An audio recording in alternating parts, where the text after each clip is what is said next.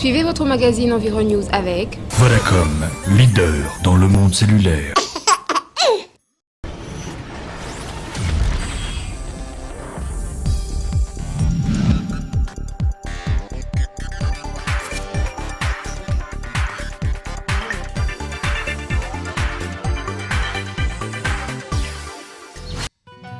La forte concentration des gaz naturels dans le lac Kivu suscite beaucoup d'interrogations. De par sa configuration, ce lac est le seul au monde à renfermer des gaz méthane d'origine tectonique du fait qu'il est sur le rift d'origine volcanique à cause de deux volcans, Nyiragongo et Nyamulagira, et d'origine végétale car il est considéré comme le déversoir des immondices. Le lac Kivu, c'est un lac qui a une superficie de 2400 km². La profondeur maximale est de 485 mètres. Il y a 256 km³ de dioxyde de carbone. Il y a 54 km³ de méthane, CH4. Et il y a 5 km³ d'azote et aussi d'autres gaz. Selon le physicien allemand Klaus Tietz, 2 à 3 millions de personnes riveraines du lac Kivu pourraient perdre leur vie si d'importants stocks de gaz dissous dans ces eaux parvenaient à s'échapper. D'après beaucoup d'études qui ont été menées dans le lac Kivu et sur le lac Kivu autour de tous les gaz qu'il y a là-bas, il se dégage qu'il n'y a pas seulement le gaz méthane, bien que le gaz méthane soit le plus concentré, mais il y a aussi le CO2 et c'est celui-là qui présente beaucoup plus de dangers. Depuis quelques décennies, des études sur les dégazages de ces lacs ont été réalisées et des recommandations formulées. Cependant, l'on se pose la question de savoir pourquoi la RDC ne démarre-t-elle pas l'exploitation de ces gaz, d'autant plus que son voisin le Rwanda le fait déjà. Est-ce que c'est au niveau des appels d'offres, de recruter, quel type d'agence recruter, ainsi de suite? Moi, je crois que le blocage, c'est d'un point de vue institutionnel. Et je ne vois pas de raison qui pourrait empêcher à ce que le Congo aussi exploite de son côté les gaz méthane. Pour mieux comprendre les causes probables de ces retards, nous avons décidé de plonger au cœur d'un lac au risque incommensurable.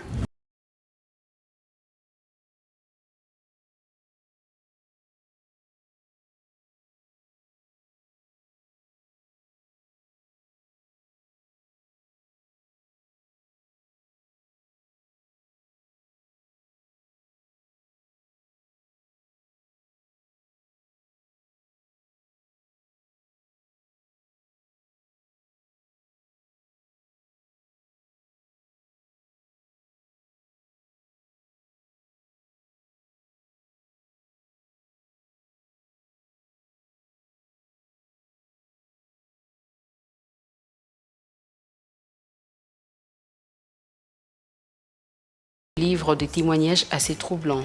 Naona hii gazi hapa ishaua watu, inaua mbuzi, chochote tu inaua. Mais selon gouvernement ikituambia kama isikaka pika pima hii fasi yote ikasema kama itatukia tosha gaze mulaki. Na ingine mimi nazoongezea hapa atupatie tena samaki. Mama alienda kuvunja kuni akamatwa na gazi. Mama alikuwa na familia bamusika watatu na ingekuwa aida. Kwa nyuma babangu muloko Kirita kwenda kulima Kayenzi. Ni hapa Nzulu. Baba Kirita akapotea mugazi pale. Si dans le golfe des Kabuno, la mort est dans le pot, les abords du lac au centre-ville de Goma n'en sont pas épargnés non plus, comme les témoignent ses habitants. Gazi niko hapa mulaki yetu haikwake mbali, inakuwa karibu ya mai. Sasa tafuta kutomboka, unakuwa huko pale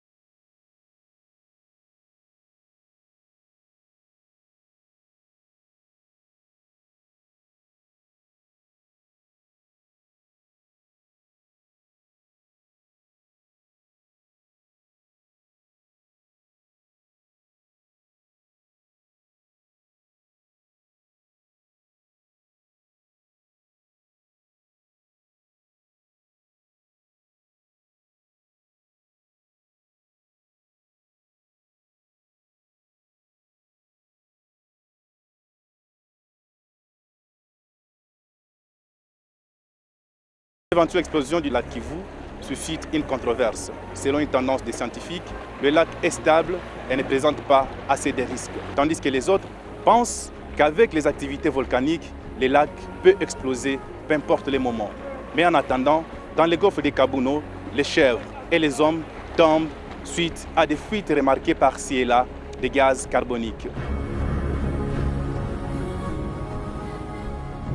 Si les tendances semblent s'opposer sur une explosion imminente des gaz dans les lacs, mais elles s'accordent toutes sur un principe, son dégazage rapide. Plus le gaz est produit par les micro-organismes qui meurent et qui se décomposent dans le lac, il y aura un moment où les eaux du lac atteindront leur seuil de gaz dissous. Et qu'on le veuille ou non, il y aura libération de trop plein.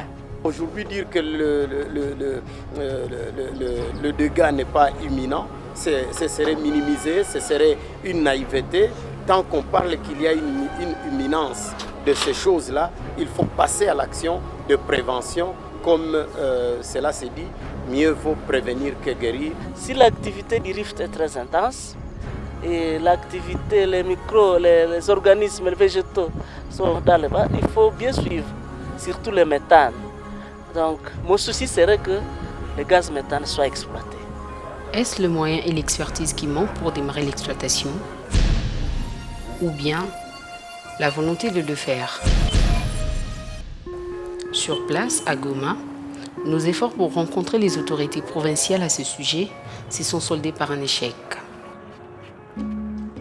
C'est depuis longtemps que des entrepreneurs étaient de passage ici pour qu'ils mettent leur structure, leur machine sur le lac afin de commencer l'exploitation.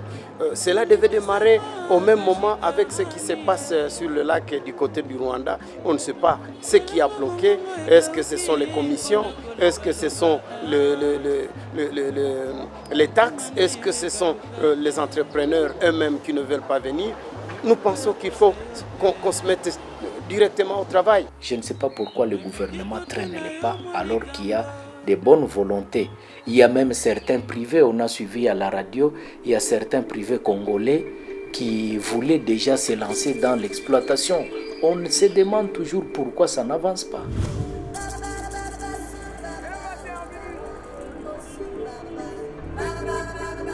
Nous rentrons à Kinshasa avec en tête l'idée de rencontrer l'entreprise congolaise évoquée par Floribert. Après plusieurs recherches, nous retrouvons l'entreprise en question. Elle s'appelle Kivu Lake Energy Corporation CLEC. En exploitant ce gaz, d'abord, on sauve ces populations-là de ce danger de mourir. Du carbone, du gaz carbonique qui est au-dessus de ce gaz méthane que nous voulons exploiter pour dégonfler le volume dans ce lac. Quant à la question de pourquoi ça traîne, les autorités de CLEC nous remettent ces documents de 16 pages. Il s'agit de la décision prise par l'autorité de régulation des marchés publics suite aux différends entre l'entreprise et les ministères des hydrocarbures dans la procédure de passation du marché. Kivu Lake Energy Corporation conteste sa disqualification à la demande de proposition lancée par les ministères des hydrocarbures. Les conclusions de ces documents stipulent, je cite, « Considérant l'avis technique de la Direction générale de l'ARMP du 16 mars 2016, ainsi que les éléments du dossier, déclare recevable et fondé, le recours de la requérante invite l'autorité contractante à réévaluer les propositions financières de la requérante. Dit que la suspension de la procédure d'attribution de ces marchés est ainsi levée. Le ministère des hydrocarbures va-t-il considérer cette décision? Serait-ce là la cause réelle du blocage? Tentative des réponses. Nous avons proposé ce projet pour le réaliser sous fonds propres, n'est-ce pas? Produire 200 MW progressivement, n'est-ce pas, étape par étape. Malheureusement, nous a tourné en bourrique. Et heureusement, n'est-ce pas, que la vérité finit par triompher. Nous allons conclure, n'est-ce pas, par appel d'offres restreint, que nous avons gagné.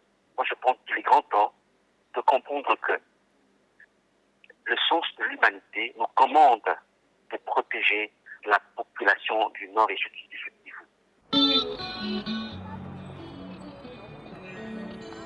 Selon la même source, c'est depuis 2010 que CLEC a signé un accord exclusif avec le ministère des Hydrocarbures sous la direction de Célestin Mbouyou, alors ministre des tutelles. Chaque changement à la tête de ces ministères n'a fait que retarder le début effectif du projet. Si l'entreprise n'avait connu des tergiversations pour des intérêts inavoués de certains décideurs, le premier mégawatt du méthane du lac Kivu serait déjà disponible depuis 2014, nous a précisé le directeur général de CLEC, avant d'ajouter que ce projet évalué à 800 millions de dollars pour 200 MW est d'intérêt capital pour la RDC. Si les autres, les amis voisins le font déjà et très vite, et il faut se demander pourquoi alors on nous retarde à le faire. On aimerait bien savoir pourquoi, parce qu'aucune mathématique, aucune logique, aucun algorithme n'expliquerait ce retard. Des allégations qui mettent en cause la volonté de certains décideurs censés décompter la situation au profit de la population. Pour plus de lumière sur ces sujets, nous décidons d'entrer en contact avec le ministère des Hydrocarbures.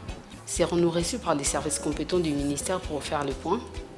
Y a-t-il une version des faits contraire à celle évoquée par l'entreprise? Quels sont les avantages qui résulteraient de l'exploitation de ces gaz? La suite dans le prochain numéro.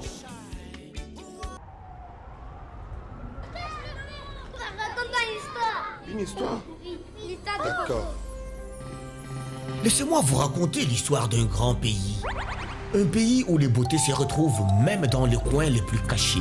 Là-bas, au-delà des montagnes et des vallées, d'où souffle le vent du Katanga, dans le coin où la nature est restée nature, la ravissante Njila, belle parmi les belles, cachée dans son lointain village des Kateya, ne souhaite qu'une seule chose, parler une fois de plus à Londres, son fiancé qu'elle n'a pas revu depuis des années. Mais aujourd'hui, elle peut retrouver le sourire parce qu'il communique à tout moment. Parce que nous croyons au Congo, Vodacom couvre les zones et les villages les plus inaccessibles du pays, là où personne n'a jamais osé aller, pour donner à chacun le pouvoir de communiquer et ouvrir le Congo profond au monde. Vodacom, leader dans le monde cellulaire.